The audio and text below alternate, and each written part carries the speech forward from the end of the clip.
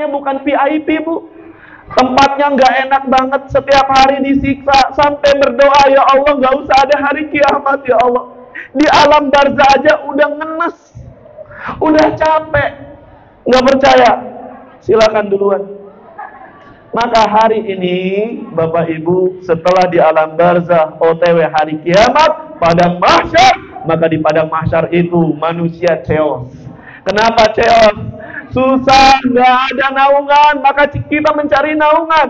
Naungannya Allah, dan salah satunya adalah syafaat Rasulullah Sallallahu Alaihi Wasallam. Maka mudah-mudahan kita semuanya mendapatkan syafaatul uzma dari Rasulullah Sallallahu Alaihi Wasallam. Amin amin ya Rabbal Alamin. Ila Rabbikum. Ayo balik. Bapak-bapak yang sudah beruban, wajib balik sama Allah. Ndek mana deh? Yang masih remaja, balik sama Allah. Kenapa?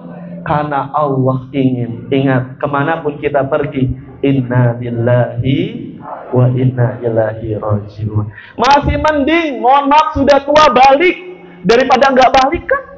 Maka kata Allah lanjutannya apa? Gimana kita baliknya? Maka Allah katakan, wattabi'u ahsana ma unzila ilaikum mir rabbikum min qabli ayyatiyakumul adzab baghtah wa antum la tash'urun. Apa Bapak Ibu? Allah bilang, gimana cara baliknya? Ikuti apa yang sudah diturunkan oleh Allah. Apa itu? Al-Quran. Kita kecil, hanya 2 meter, panjangnya 2 meter. Nggak muat kita masukkan Robicon, nggak muat kita masukkan Alphard, nggak muat kita masukkan rumah kita. Yang kita bawa hanyalah kain kafan yang mohon maaf ada kantongnya enggak. Udahlah, ada kantongin lah, emas 100 gram, nggak ada. Maka Bapak Ibu, apa yang paling mahal di muka bumi ini? Hidayah Allah Subhanahu wa Ta'ala. Tuh lihat bapak-bapak, Masya Allah. Dari sekian banyak bapak-bapak yang Allah pilih duduk di sini. Kata Rasul apa? Man salaka tariqan yaltamisuhu fihi ilma, sahalallahu tariqan ilal jannah.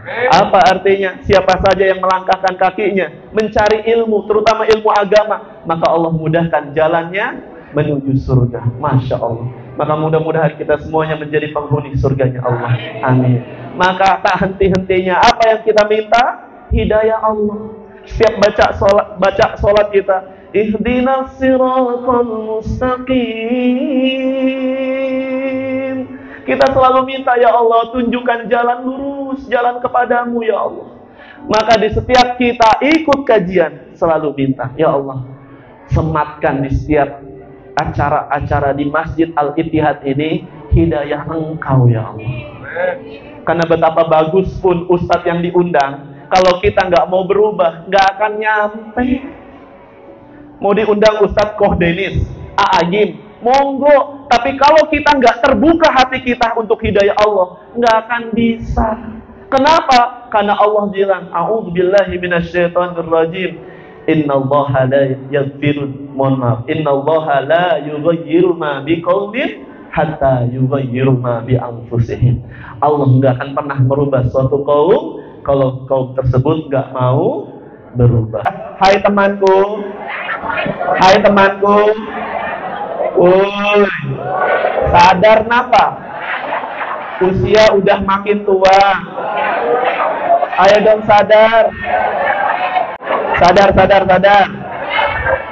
Angkat tangan kirinya, simpan di pundak teman kirinya, pembalasan. Ayo dibalas. Ikuti kata-kata saya, hai temanku,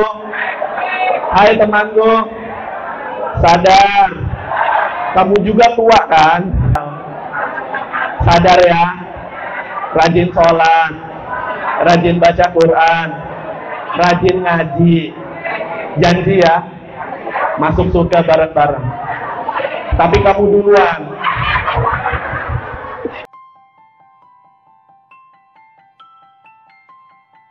Ya. Kenapa diberikan nama Hijriyah? Karena menjadi titik tonggaknya adalah semangat hijrah Rasulullah Sallallahu Alaihi Wasallam. Maka setiap kali kita lewat di tahun baru Hijriyah, Bapak Ibu, Umar bin Khattab ingin mengingatkan kita. Kenapa? ingat hijrahnya Nabi Rasulullah SAW, yang ketika hijrah, awal perintah hijrah itu, maka para umat Islam duluan berangkat. Nabi terakhir. Ngapain? Agar semua umatnya aman berangkat. Maka ada yang langsung berangkat, ada yang bawa harta dicegat, gak boleh bawa harta, tetap berangkat. Sampai ketika itu Rasulullah mau berangkat, bikin rencana. Gimana rencananya, Pak? Ali, gantikan saya. Tidur di tempat tidur saya. Maka Abu Bakar dan Rasulullah berangkat duluan. Ali yang ngeganti. Maka ketika mau dijebret, ternyata bukan Muhammad, tapi Ali bin Abi Thalib. Setelah itu Bapak Ibu berangkatlah. Berangkat asal berangkat? Enggak. Hijrah itu butuh rencana yang matang. Maka Rasulullah dan Abu Bakar berangkat dengan strategi sampai masuk ke dalam gua, namanya gua Hiro, gua Tur. Masya Allah. Ini udah khatam nih Bapak Ibu nih yang sirah nabawiyahnya. Masya Allah. Maka Bapak Ibu masuk ke dalam gua Tur. Takut banget Abu Bakar ini, takut ketahuan. Maka kata Rasul bilang, bagaimana kalau dua orang yang ketiganya adalah Allah? Tenang gak hati kita? Tenang. Maka Abu Bakar tenang. Maka Allah turunkan mukjizat. Dibuatlah ada sarang laba-laba plus ada sarang burung di sana. Makanan kita. Yang kedua, hijrah merupakan perjalanan ibadah. Kalender hijrah ini Pak, Bu, merupakan kalender ibadah kita juga. Kalau ada Ayamul Bid, kita puasa. Ramadan, kita puasa. Ada tanggal 1 Muharram, kita rayakan. Yang ketiga, hijrah adalah perjalanan ukhuwah. Bapak Ibu, kaum Ansor, kaum Muhajirin disatukan, dipersaudarakan sama Rasulullah. Maka ada kaum Ansor bilang, wahai sahabatku, lu punya istri nggak? Nggak punya. Gue punya 4. Gue kasih 1. Kalau mau gue kasih 1. Saking pengen bersaudaranya, saya kasih. Nggak punya rumah, saya kasih. Maka di momentum Muharram ini Bapak Ibu, yuk kita rekatkan lagi persaudaraan kita. Insya Allah. Yang tadinya berantem, tetangga, ayo kita pereratkan lagi. Semangat Muharram. Yang keempat, hijrah adalah jalan perjuangan yang membutuhkan strategi. Nih bikin masjid butuh strategi. Gimana caranya? Tadi diajak sama panitia, ayo nyumbang 100.000, 200.000, ada yang 70 semen. Masya Allah. Mudah-mudahan Allah ganti dengan pahala yang berlipat ganda dan kebaikan yang berlipat ganda. Kalaupun tidak balas di dunia, Allah akan balas di akhirat. Amin, amin ya Rabbal Alamin. Maka spirit hijrah Nabi, Bapak Ibu, bahwa kita memberikan pesan kepada kita bahwa sepanjang kita berkomitmen menjadi seorang Muslim, maka buktikan komitmen kita dengan cara selalu menghadirkan suasana yang lebih baik dari sebelumnya. Tahun lalu jarang baca Quran, yuk tahun ini rajin baca Quran. Yang tahun lalu baca Quran yang 10 halaman, sekarang bacanya satu juz. Masa 1 halaman? Naik terus. Yang dulu tahun lalu jarang puasa, minimal tahun ini cari momentum puasanya. Puasa Asyura 1 tahun yang lalu dihapus dosanya. Masya Allah. Wafat usia 63 tahun. 7 tahun lagi. Maka saya ingin tanya Bu, tolong jawab. Ibu lagi ngejar apa di dunia? Puluhan tahun hidup nyari apa Bu? Ngejar ilmu. Masya Allah. Bu ngejar apa Bu? Ngejar kebaikan. Ngejar apa Bu? Ngejar belajar. Masya Allah. Wa'bud rabbaka hatta ya'tiyakal yaqin. Apa artinya? Sembah Allah sampai ajalmu datang. Maka Allah katakan dalam surat Al-Hadid ayat 20 yang artinya bahwa sesungguhnya kehidupan dunia ini hanyalah permainan aja, Pak. Bapak-bapak dulu masih jomblo, ingat nggak masih jomblo? Ditanya kapan nikah? Masih ingat? Besok katanya. Kapan nikah? Wah kita gelisah Bu, Pak. Habis nikah ditanya lagi. Kapan punya anak? Capek nggak tuh? Udah punya anak ditanya lagi. Kok anaknya gitu? diomongin tetangga, dan seterusnya. Maka Bapak Ibu, dunia ini nggak ada habis-habisnya. Kenapa? Bermegah-megahan antara kamu serta berbangga-banggaan tentang banyaknya harta dan anak. Ada rumahnya lantai 2, ada yang mohon maaf lahannya udah sempit, terus aja rumahnya tuh dinaikin. Bermegah-megahan. Punya anak, berbangga-bangga, anak saya dokter, anak saya profesor. Nggak apa-apa. Tapi jangan lupa ini Bu, Pak. Yang kita kejar adalah ridho Allah. Maka kata Jibril, malaikat Jibril bilang sama Rasul. Hadis riwayat At-Tabrani. Malaikat Jibril berpesan Pak sama Rasul. Berpesannya apa Bu? Hai Muhammad, hiduplah sesukamu, sesungguhnya engkau akan menjadi mayat. Pak, Bapak nggak sedekah nggak apa-apa, tapi nyesel ditanggung sendiri. Ibu, mohon maaf, nggak datang ke kajian, nggak datang ke majlis taklim, nggak apa-apa, sesuka Bapak Ibu. Tapi ingat kata Jibril alaihissalam, mengatakan ketika itu, hiduplah sesukamu, karena engkau pasti akan mati. Cintailah apa yang kau cintai, sesungguhnya engkau akan meninggalkan mereka. Dan beramallah sesukamu, karena engkau yang akan bertanggung jawab. Tahu-tahu sudah 55 tahun, mau sampai kapan?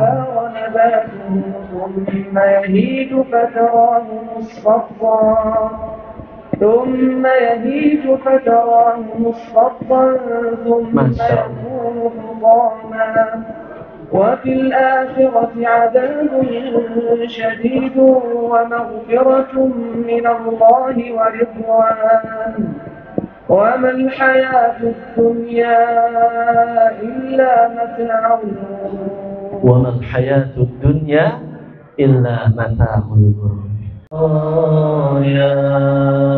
Astaghfirullah Rabbal baraya, astaghfirullah minal khataya, astaghfirullah Rabbal. Sambil kita ingat betapa banyak dosa yang kita lakukan sama anak, sama istri, sama suami, sama tetangga. Astaghfirullah Rabbal baraya, astaghfirullah minal khataya. Bapak Ibu, boleh angkat tangan yang punya teman-teman yang sudah meninggal, teman SD, SMP, SMA. Boleh angkat tangan, Masya Allah. Ini udah ada yang meninggal deh. Teman apa? Teman TK sudah meninggal. Kenapa meninggalnya? Stadium 4 Bu. Punya anak masih kecil-kecil, seumuran saya. Masya Allah, saya lihat mohon maaf, rambut sudah botak dan seterusnya karena kemoterapi. Bapak Ibu, saya hanya ingin ingatkan Bapak Ibu, di bulan Muharram ini, di tahun baru Hijriah ini Bapak Ibu, ingat, remember, dunia ini sementara, akhirat selama-lamanya. Boleh jadi hari ini dunia begitu nyata dan akhirat hanyalah sekedar cerita. Tapi nanti ketika kita wafat, dunia hanyalah sekedar cerita. Jadi anggota dewan gak dibawa, jadi presiden gak dilihat. Yang dilihat apa? Amalan kita. Maka Bapak Ibu, nanti di alam barzakh, kalau hafalan kita banyak, kita bisa sambil murojaah. Masya Allah. Ditanya, Pak, Bu, man rabbuka? Siapa Tuhanmu? Bergetar. Terus kita bilang, anggur merah. Kak! Kenapa? Dulunya di dunia sering mabuk-mabukan.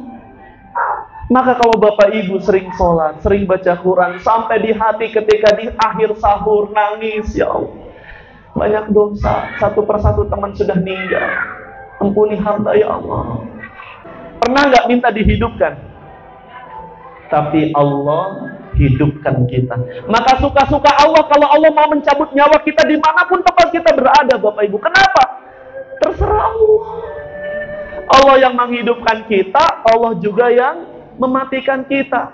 Maka ingat perjalanan hidup kita Bapak Ibu, nih panjang banget. Bukan hanya hidup di dunia, dulu kita di alam ruh, kontrak kerja sama Allah. Apa Allah katakan? Alastu birabbikum. Apakah aku ini Tuhanmu, kata Allah. Kita bilang apa? Qalu bala syahidna. Oke, tanda tangan. Silakan lanjut alam dunia. Lanjut alam dunia, masuk sini. Ternyata di alam dunia nggak selesai Pak Bu. OTW alam barzah. Ada yang meninggal di jalan, ada yang meninggal melahirkan, ada yang meninggal kesandung, ada yang meninggal setelah acara ini, nggak ada yang tahu. Tapi yang jelas setelah kita wafat masuk ke alam kubur, Utsman bin Affan nangis Pak, ngelihat batu nisan. Maka pengawalnya mengatakan, wahai Khalifah, kenapa engkau menangis melihat batu nisan tersebut? Sedangkan engkau tidak pernah menangis seperti ini kalau diingatkan surga neraka. Maka Utsman bin Affan mengatakan, wahai sahabatku, alam kubur itu adalah gerbang perjalanan hidup kita. Kalau di alam kubur itu selamat Bapak Ibu, maka kita akan selamat seterusnya. Maka kunci selamat di alam kubur adalah di dunia.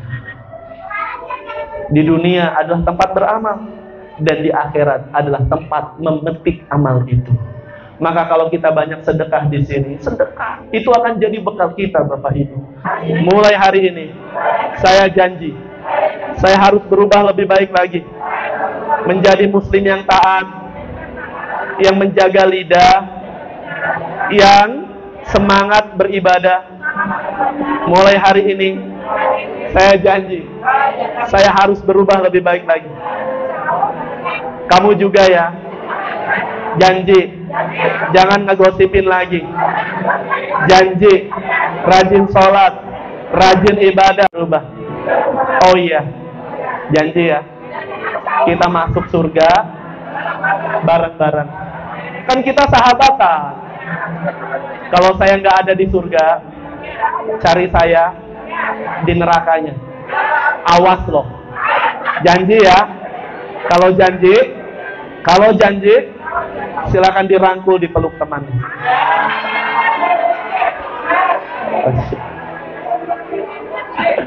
Mudah-mudahan Bapak Ibu semuanya bisa masuk surga sekeluarga.